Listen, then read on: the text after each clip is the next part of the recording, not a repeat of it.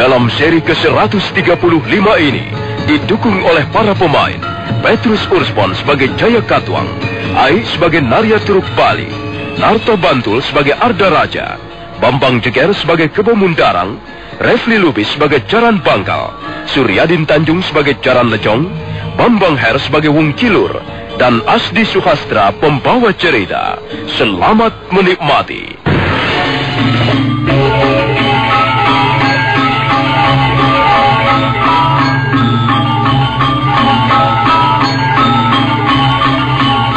Arda Raja, putra Jaya Katwang, menerima Patih Kebo Mundarang dan rombongannya di ruang pendapa. Kebo Mundarang baru saja melaporkan mengenai kesan-kesan yang diperoleh selama dalam perjalanan keliling mengunjungi desa-desa wilayah Kediri. Selanjutnya Arda Raja menanyakan perihal hutan tarik.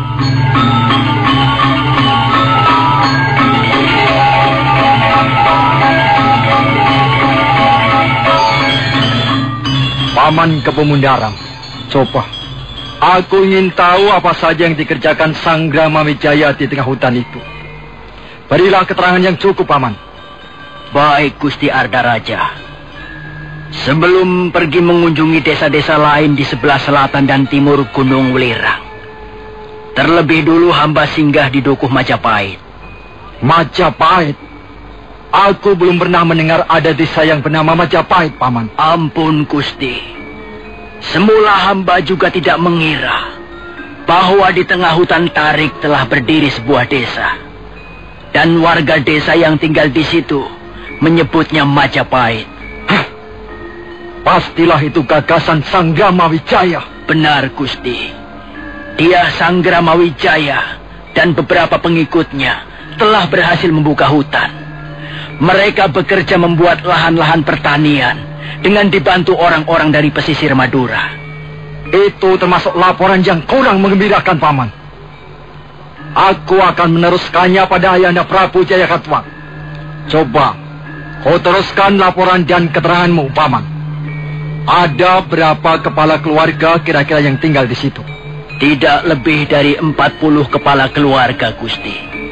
Apa saja yang mereka kerjakan setiap harinya? Mereka hanya mengerjakan lahan-lahan pertanian yang sudah siap tanam.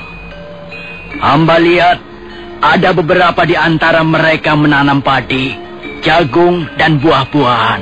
Itu mungkin hanya kedok belaka, Paman. Aku belum bisa percaya. Tapi memang belum ada buktinya. Memang, Gusti. Belum ada tanda-tanda ataupun bukti-bukti yang menunjukkan bahwa dia Sanggrama Wijaya menyusun kekuatan di Dukuh Majapahit. Majapahit? Majapahit? Tidak ada itu Majapahit. Yang ada hanyalah hutan tarik, Paman Kebo Mundarang. Iya, Gusti. Kita jangan mengembar-gemborkan Majapahit. Nama itu tidak boleh muncul di permukaan bumi. Tidak ada desa yang bernama Majapahit. Sarang kediaman Sanggrama Wijaya dan keempat gundiknya itu tetap bernama Tarik, hutan Tarik.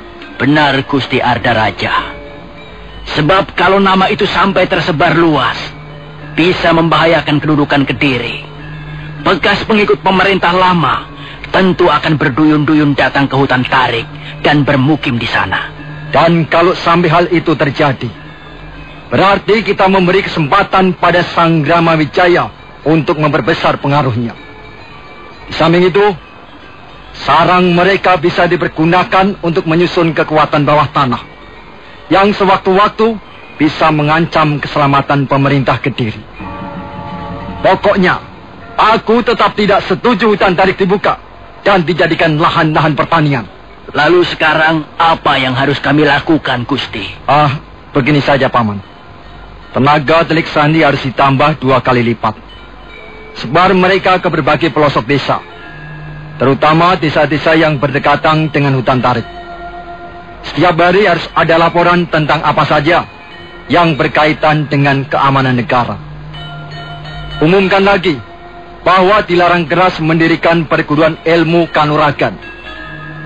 Barang siapa melanggar peraturan ini bisa dianggap membangkang, menentang pemerintah, membahayakan keamanan negara, mengganggu keseimbangan roda-roda pemerintahan. Dengan begitu harus ditangkap. Kalau perlu harus dihukum pancung di depan umum, supaya menjadi peringatan keras bagi yang lainnya. Kemudian mengenai tempat pemukiman Sanggrama Wijaya yang mereka sebut sebagai Desa Majapahit itu harus diawasi secara khusus, Paman. Baik, Gusti. Kami semua siap menjalankan tugas dan perintah yang dibebankan di atas pundak kami. Nah, sekarang Paman dan kalian semua bisa istirahat di Wismaku. Sementara aku akan mencari kesempatan untuk menghadap Ayahanda Prabu.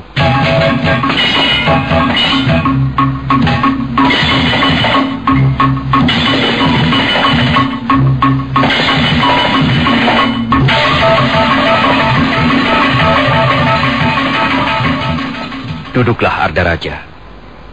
Duduk dan bicaralah dengan tenang dan jelas. Sudah beberapa hari ini, aku tidak pernah melihatnya. Terakhir kali kau sowan, kalau tidak salah, bertepatan dengan utusan dari Jenggala dan Blambangan. Memang, Ayahanda. Sudah 5 hari saya tidak menghadap Ayahanda Prabu. Saya sibuk mengurus segala sesuatu sehubungan dengan keputusan musyawarah 1 bulan yang lalu, Ayahanda. Bagus. Memang tugas itu sudah kulimpahkan padamu. Lalu sekarang bagaimana hasilnya? Paman Kepemundarang baru saja kembali dari perjalanan keliling mengunjungi desa-desa di sekitar Kediri, Ayahanda. Iya. Aku juga sudah mendengar soal itu dari Kakang Pudot. Tapi nanti aku ingin mendengar langsung laporan itu dari Paman Kepemundarang sendiri. Dalam perjalanan keliling itu, Paman Kepemundarang singgah secara khusus di hutan tarik, Ayahanda. Iya, lalu? Menurut Paman Mundarang, Kakang Wijaya bersama para pengikutnya telah membuka hutan tarik menjadi lahan-lahan pertanian. Dan warga yang bermukim di sana tidak lagi menyebut hutan tarik, melainkan telah memberi nama baru, yaitu Majapahit. Majapahit. Majapahit? Benar, Ayahanda. Bukankah hal ini tidak bisa dibenarkan? Hamba sangat mengkhawatirkan bahwa desa yang bernama Majapahit itu nanti akan semakin besar, semakin ramai, dan semakin maju. Dengan begitu, pamor kerajaan Kediri bisa berkurang, Ayahanda Prabu. Tidak, Ardaraja. Kukira pendapatmu itu kurang beralasan. Bagaimanapun majunya desa yang katanya bernama Majapahit itu, pamor Kediri tidak akan berkurang. Soal membangun masyarakat berikut tatanannya bukanlah perkara yang sepele. Kediri, istana ini sudah berdiri lebih 100 tahun yang lalu. Dalam kurun waktu yang panjang itulah Kediri mengalami pasang surutnya sebagai sebuah negeri. Dan pasang surut seperti itu akan dialami oleh sebuah negeri yang nantinya akan menjadi besar. Ibarat manusia, maka Kediri sekarang ini sudah mencapai tingkat kedewasaannya. Maka tak mungkin ada yang mampu menandingi kebesaran dan kemegahannya. Ardaraja, kau tidak perlu khawatir. Tapi Ayahanda Prabu, Iya. memberi kesempatan pada Kakang Wijaya untuk membangun desa itu dan memperluas pengaruhnya sampai ke wilayah lain. Apakah tidak berbahaya? Ayahanda harus selalu ingat, dia Sanggrama Wijaya adalah bekas musuh. Ardaraja, tapi dia sudah minta ampun padaku. Iya, tapi kita belum tahu persis isi hati orang, Ayahanda Prabu. Maka sebenarnya dalam hati kecil saya kurang setuju hutan tarik diberikan pada Kakang Wijaya. Bisa saja suatu ketika, kalau ada kesempatan, dia akan menyalahgunakan kebaikan-kebaikan yang telah Ayahanda Prabu berikan padanya. Kalau toh kesempatan itu belum ada, mungkin saja Kakang Wijaya akan sabar menunggunya. Sebab sebagaimanapun juga, Dia adalah bekas musuh. Arda Raja, menjadi seorang adikara atau politikus haruslah mempunyai wawasan yang luas. Tidak boleh picik dan mengabaikan hukum-hukum yang berlaku dalam membina sebuah negara besar. Ya, memang dia Sangramawijaya itu adalah musuhku. Dulu, sebelum dia menyerah, pada saat dia masih memilih menjadi pelarian, dia tetap musuh. Kalau saja waktu itu prajurit-prajurit gelang-gelang bisa meringkusnya, aku tak segan-segan menjatuhkan hukuman mati padanya. Tapi sekarang persoalannya menjadi lain. Dia sudah menyerah. Dia sudah bertekuk lutut. Dan lagi, aku harus menghormati surat Tuan Wiraraja, Adipati dari Sumenep, yang telah membantu kita meruntuhkan Singasari. Surat dari Tuan Wiraraja itulah yang kujadikan jaminan kesetiaan Sangramawijaya pada Kediri. Aku, sebagai Raja Besar, tidak boleh mengkhianati isi surat itu, Arda Raja. Aku tidak boleh bertindak gegabah, menangkap dan menyingkirkan Sangramawijaya tanpa alasan dan bukti-bukti yang kuat. Mengapa Ayahanda Prabu merasa perlu menghormati isi surat Tuan Wiraraja? Bukankah kedudukan dan wewenang Ayahanda Prabu jauh lebih besar dibanding Adipati Sumenep itu? Arda Raja, ada hal-hal yang tak bisa dan tak boleh diceritakan oleh seorang raja sehubungan dengan kekuasaan yang dipercayakan rakyat padanya. Kalau aku mulai sembrono menggunakan wewenang dan kekuasaanku sebagai raja di raja, maka aku akan rugi sendiri. Raja-raja bawahan seperti Jenggala, Sanggariti, Blambangan, Madura, Pasuruan jelas akan kecewa. Sekalipun raja bawahan, mereka itu pun raja. Mereka juga punya wewenang dan kekuasaan di daerahnya masing-masing. Kalau kita mampu bersikap adil dan bijak, kita juga yang untung. Kalau suatu ketika terjadi ancaman perang, mereka tentu tidak segan-segan membantu kita. Sudahlah, Arda Raja. Kau tidak perlu terlalu cemas. Curiga ada baiknya, tapi jangan kelewatan. Biarkan saja Sangramawijaya membangun desa atau perdikan untuk tempat tinggalnya. Yang penting, kita harus tetap waspada. Tapi jangan sekali-sekali bertindak keras tanpa bukti nyata. Itu bisa merugikan diri kita sendiri. Bahkan, itu bisa menghancurkan apa yang telah dengan susah payah kita bangun selama ini.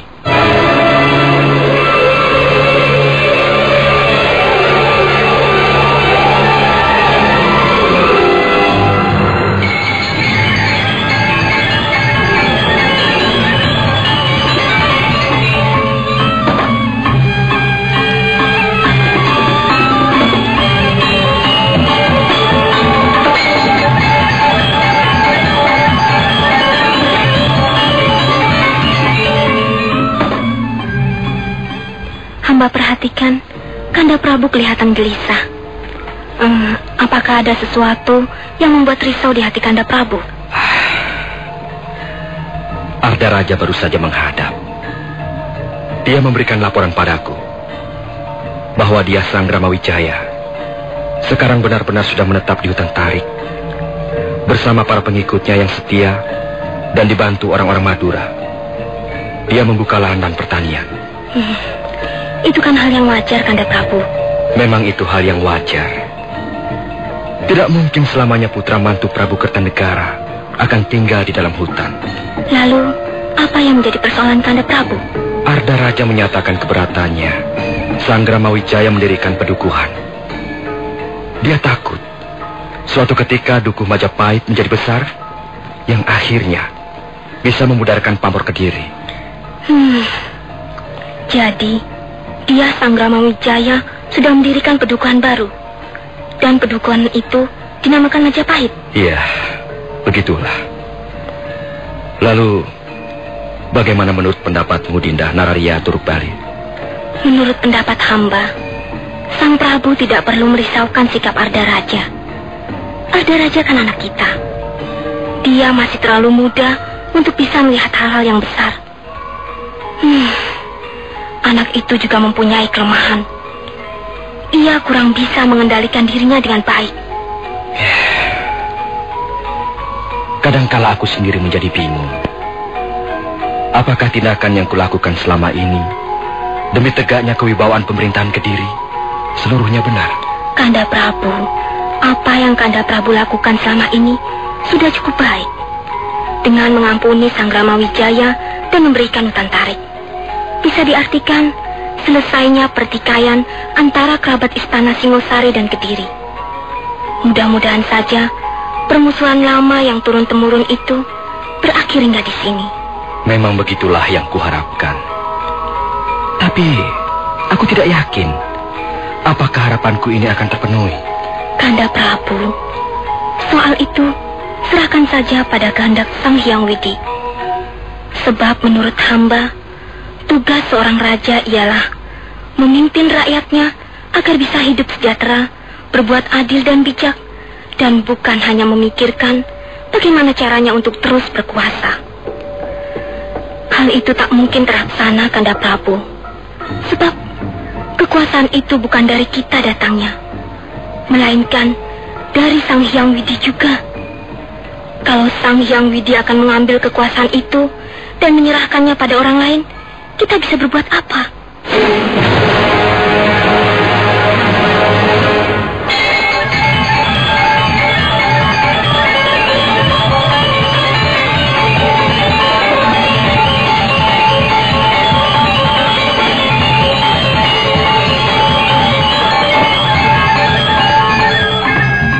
Bagaimana, Gusti? Aku sudah menghadap Ayahanda Prabu. Lalu bagaimana hasilnya? Aku telah gagal mempengaruhi Ayahanda Prabu. Beliau tetap berpegang teguh pada isi surat yang dikirimkan oleh Tuan Wiraraja. Tapi beliau setuju kita mengerahkan tenaga prajurit dan telik sandi yang terlatih untuk secara khusus mengawasi hutan tarik. Saya kira itu sudah cukup, Gusti. Yang penting kita mendapat pegangan kokoh dalam bekerja. Benar, Paman. Baiklah, terima kasih atas laporan Paman. Selanjutnya, marilah kita mulai bekerja. Dan ingat, jangan sampai ada yang ikut menggembar-gemburkan desa yang bernama Majapahit. Majapahit tidak pernah ada. Majapahit tidak pernah lahir ke muka bumi.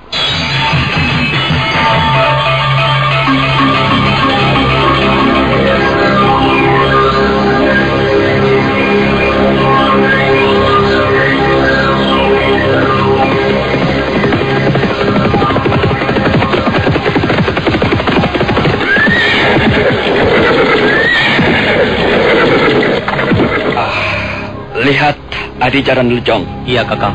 Rupanya ada sebuah desa di balik punggung gunung ini. Tapi desa ini kelihatannya aneh, Kakang. Jarang sekali penghuninya. Ya, memang suasananya agak lain. Tapi, apakah hanya perasaanku saja? Bukan, Kakang. Aku pun merasakan begitu. Desa ini lain dari desa-desa di bawah sana. Nampaknya penghuni desa ini rajin bercocok tanam. Lihat, banyak sekali tanaman jagung dan talas biru. Dan di sebelah sana itu ada tanaman padi. Kakang, lihat. Ada orang bekerja di sawah. Mari kita temui dia. Siapa tahu dia bisa memberikan keterangan tentang desa ini. Iya, boleh juga usulmu.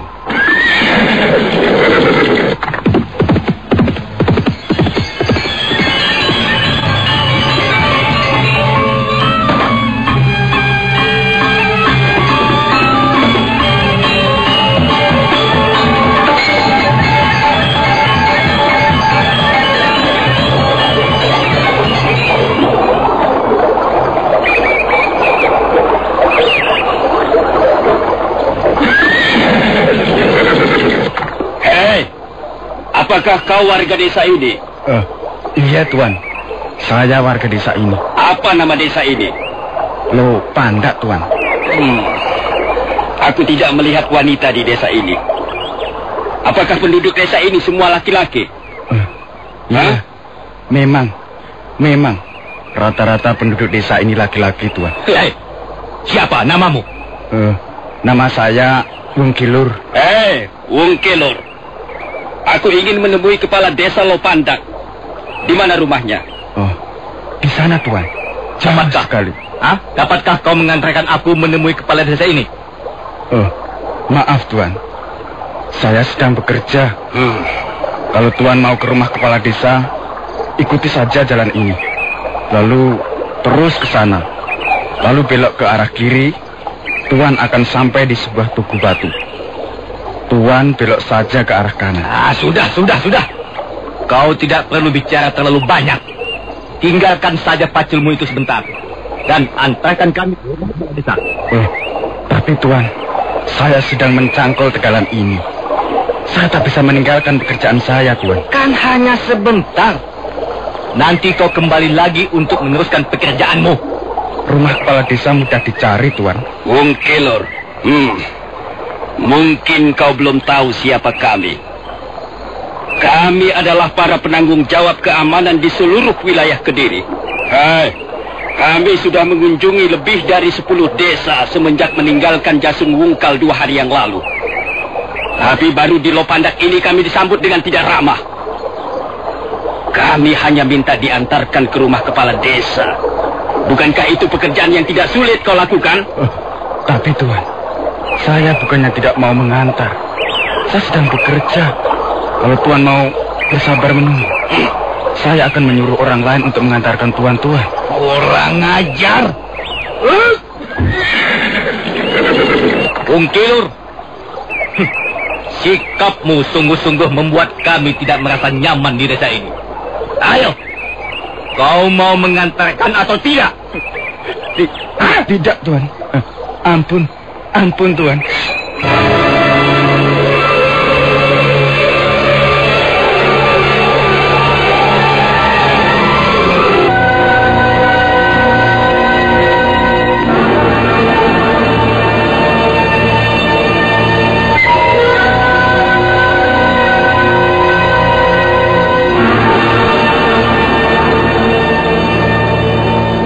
Jaran Pangkal dan Jaran Lejong sedang dalam perjalanan berkuda untuk meninjau desa-desa di sekitar Gunung Anjasmara. Sudah lebih 10 desa mereka kunjungi semenjak meninggalkan Jasun Wungkal. Sekarang mereka tiba di desa yang baru mereka kenal karena letaknya yang susah dicapai. Nama desa itu Lopandak.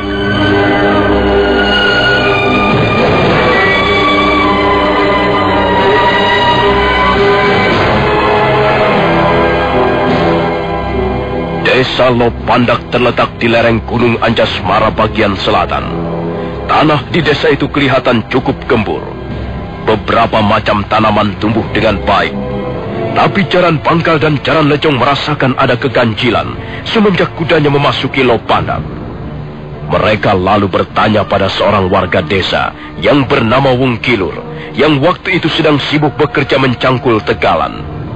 Jaran Lejong sangat marah ketika Wung Kilur tidak mau mengantarkan mereka ke rumah kepala desa. Pendekar yang agaknya berdarah panas itu segera mencabut pedangnya.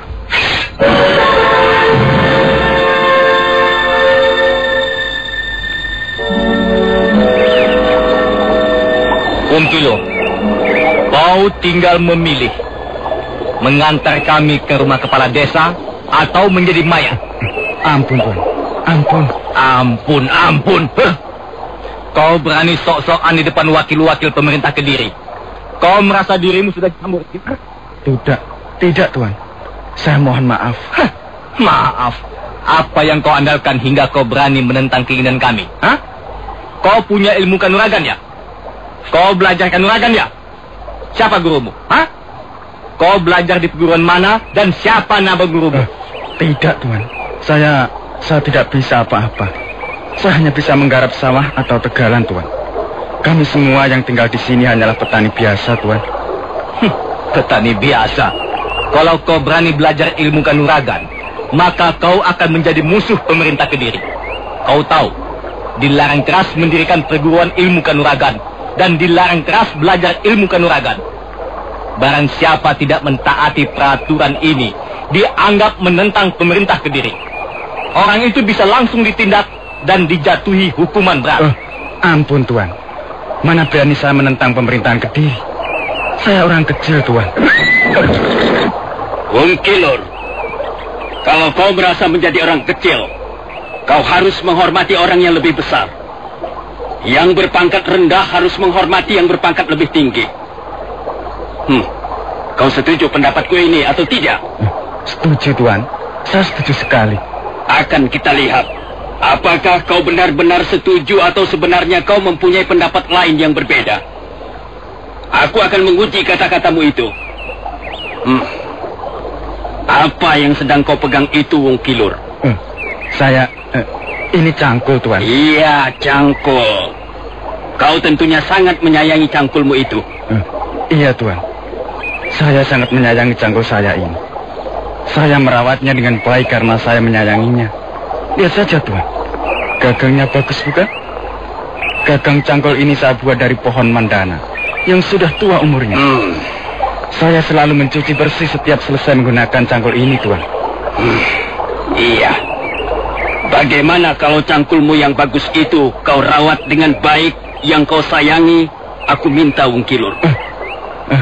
Apa maksud Tuan? Apa bicaraku kurang jelas? Kakang Jaran Bangkal menginginkan cangkulmu itu, goblok. Kalau kau menghormati kami, menghargai kami karena pangkat kami yang lebih tinggi, maka kau tak perlu berpikir dua kali untuk menyerahkan cangkulmu itu. Tapi Tuan, cangkul ini sangat berharga bagi saya. Justru karena cangkul itu berharga, maka aku minta. Tuan, kalau saya tidak memiliki cangkul ini, saya tidak bisa bekerja, Tuan.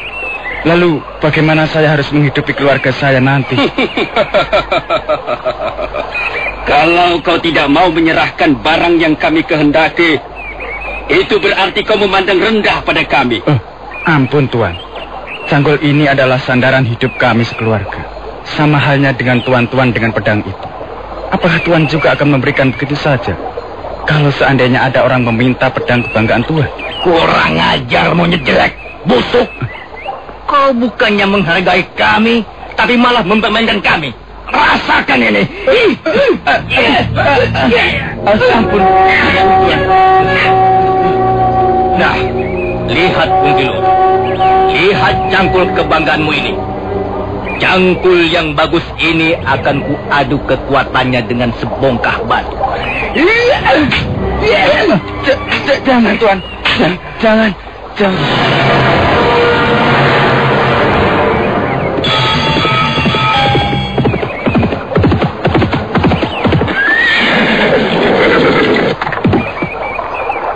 Ada apa, Paman Wong Kilur? Apa yang terjadi? Orang itu telah berani menghina kami. Dan sekarang dia baru merasakan akibatnya. Tuan-tuan ini siapa? Aku Jaran Bangkal. Dan dia sahabatku, Jaran Lejong. Kau siapa? Nama saya Werda Murti. Pergilah. Kami tak mempunyai urusan denganmu. Saya hanya ingin membantu. Kalau sekiranya tuan-tuan membutuhkan bantuan. Baik. Kau tahu letak rumah kepala desa Lopandak? Jadi tuan-tuan ingin menemui ayah saya? Kakang. Rupanya dia anak kepala desa. Kebetulan sekali. Ya, benar. Kami ingin menemui ayahmu. Kalau begitu, mari. Ikut saya, Tuan. Rumah saya memang agak jauh dari sini. Hiya!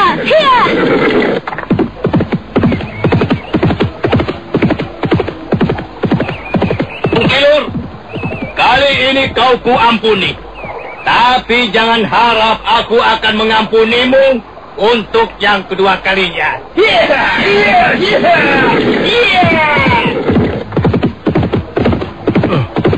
Orang-orang itu kebangetan sekali.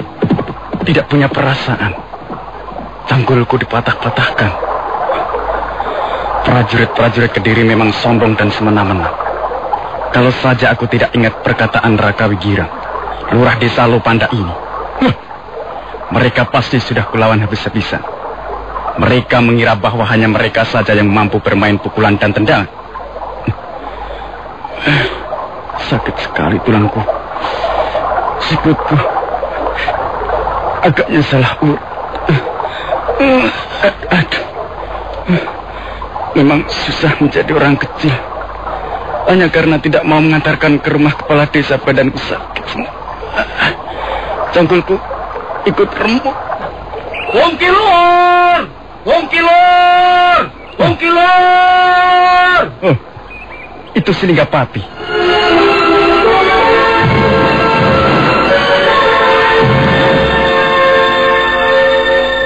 Ada apa, Wong Kilur? Mengapa wajahmu biru dan bengkak-bengkak? Apa yang terjadi? Orang-orang itu tadi. Aku melihat dua orang laki-laki berkuda melewati jalanan ini. Siapa mereka? Kau akan tertawa terkekeh-kekeh kalau tahu siapa mereka, Linggapati. Aku tahu. Pasti prajurit-prajurit Kediri. Apa mereka telah menyakitimu, Wong Kilur? Lihat saja mukaku ini. Dan lihat, tulang sikutku tidak bisa ditekuk lagi. Dan lihat juga ini, cangkulku.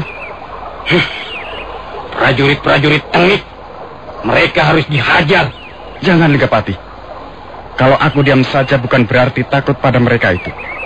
Aku diam karena memang begitulah peringatan keras dari kepala desa kita. Tapi perbuatan mereka sudah keterlaluan, Wong Kilur. Sekali waktu, kita harus mengadakan tindakan balasan. Kalau mereka bisa menendang, kita juga harus bisa. Kita bisa menendang, memukul, menghantam. Kita bisa melakukan apa saja yang mereka bisa. Kalau mau menuruti hati yang panas memang begitu. Rasanya kepingin sekali menggebuk mereka dengan gagang cangkulku ini. Tapi akibatnya bisa lebih parah. Tapi kalau kita terus-menerus diam, tidak mau melawan, perbuatan biadab mereka bisa semakin merajalela. Dipukul diam, ditendang diam, dicaci maki, diludahi diam. Kita ini kan juga manusia, Wong Kilur. Iya, saya tahu. Siapa yang mengatakan kita demit? Aduh. Sudahlah, Linggapati. Kita harus mengikuti apa yang diperintahkan Raka Wigirang, kepala desa kita. Tapi menurut pendapatku, larangan keras untuk melawan, untuk membalas perbuatan mereka itu sepertinya tidak adil. Sudahlah. Kau malah bicara tentang keadilan segala. Itu tidak banyak gunanya. Keadilan tidak dibicarakan ngalor ngidul. Keadilan adalah hak setiap orang. Dan wajahmu yang biru bengkak itu yang kau maksudkan dengan hak. Dan tulang sikutmu yang bengkok itukah hak yang harus kau terima? Kalau begitu, lebih baik aku tidak memperoleh hak-hakku. Aku tidak membutuhkan keadilan. Linggapati, jangan terburu nafsu. Tidak, Wong Kilur. Kendalikanlah dirimu, bukan untuk siapa-siapa, tapi untuk kesejahteraan kita semua juga nantinya. Tidak.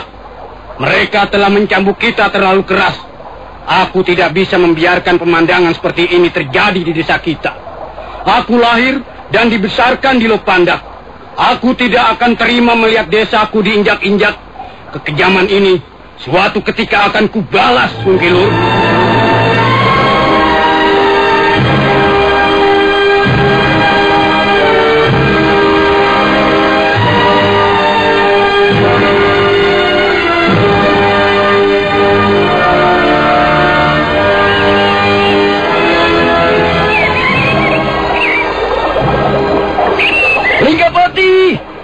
Linggapati! Wah, anak muda di mana-mana sama. Berdarah panas, tapi kalau sampai dia tak mampu mengendalikan dirinya, gawat.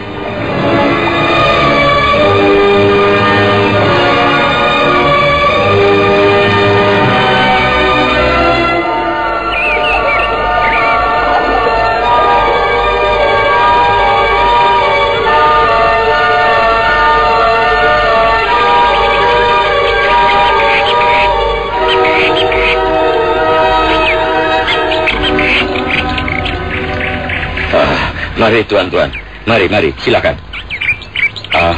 Diminum air gula aren. Mudah-mudahan bisa mengusir haus. Mari, silakan. Terima kasih, Pak Kepala Desa. Ayo, Adicaran Lejong. Iya, Kakak. Mari.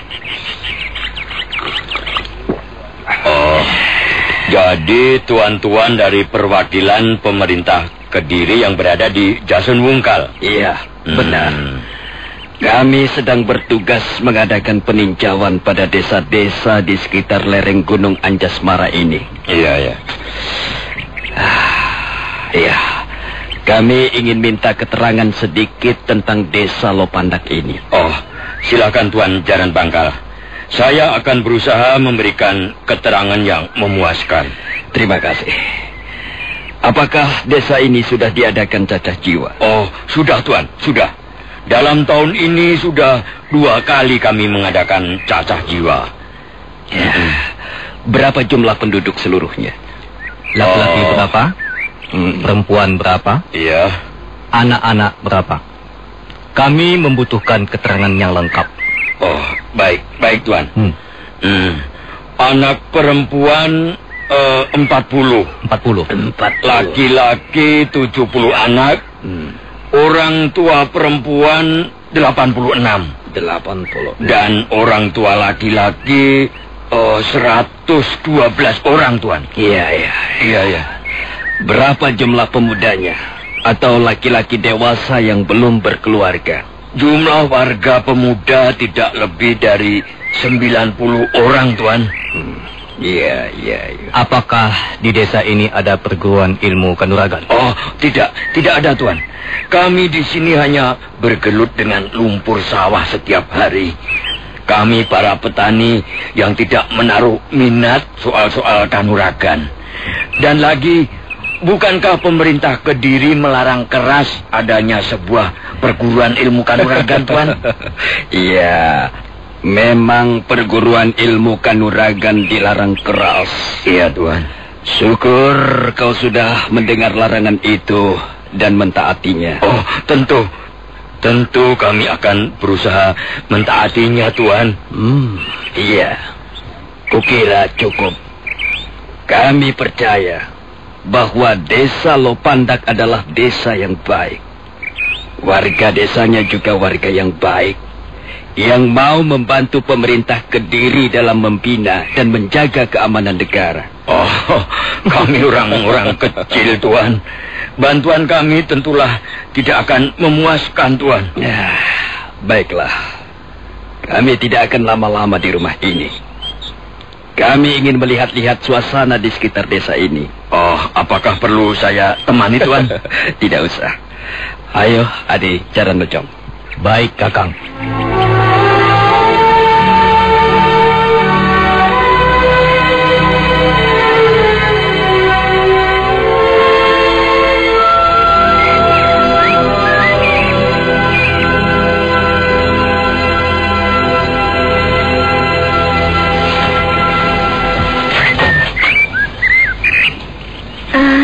Apakah mereka kelihatannya mencurigai kita, Ayah? Oh, aku tidak tahu pasti, Nak. Tapi sepertinya mereka menyembunyikan kecurigaan. Mereka bertanya tentang jumlah warga desa. Berdamurti. Iya, Ayah. Kau melihat sendiri apa yang mereka lakukan terhadap Wong Kilur? Mereka menganiaya Paman Wong Kilur dan meremukkan cangkulnya. Oh. Ketika saya datang, mereka sudah berhenti memukul. Oh, apa Wong Kilur kelihatan melawan? Tidak, Ayah. Saya tahu persis. Paman Wong Kilur sama sekali tidak melawan. Bahkan dia diam saja ketika orang yang bernama Jaran Lejong melempari mukanya dengan lumpur sawah. Ya. Perbuatan mereka benar-benar sudah keterlaluan. Kemarin aku mendengar berita 2 orang lagi mati di desa Cunggrang. Belum lama ada 4 orang luka-luka parah di desa Gruguh.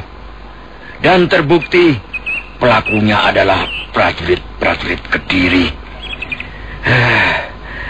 Kapan kesewenang-wenangan ini akan berhenti? Saya takut mereka yang berdarah panas tidak sabar lagi, Ayah, lalu mengadakan perlawanan. Oh, tidak. Itu tidak boleh terjadi. Kita harus mampu menahan diri. Sebab tugas yang dibebankan pada desa Lopandak ini bukan sembarangan. Iya. Ini menyangkut masalah negara. Kita harus merahasiakan rencana besar ini. Dan tidak boleh bocor sebelum saat perlawanan tiba.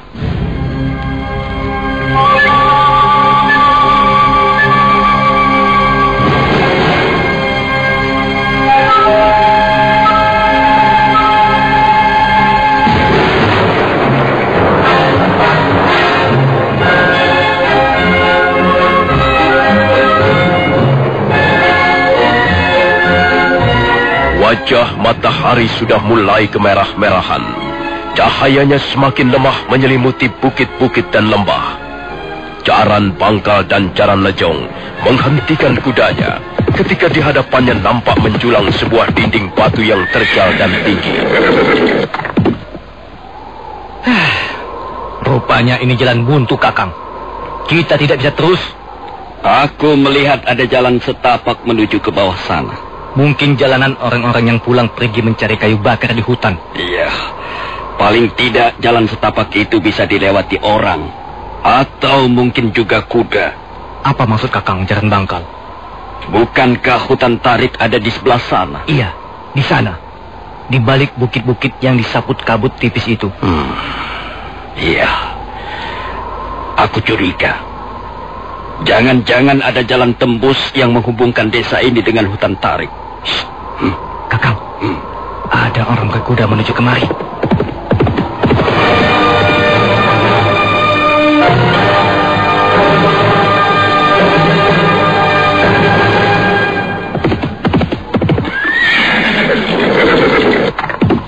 Hei, siapa kau? Mengapa kau mengikuti kami? Hei, kau punya mulut untuk menjawab pertanyaanku, bukan?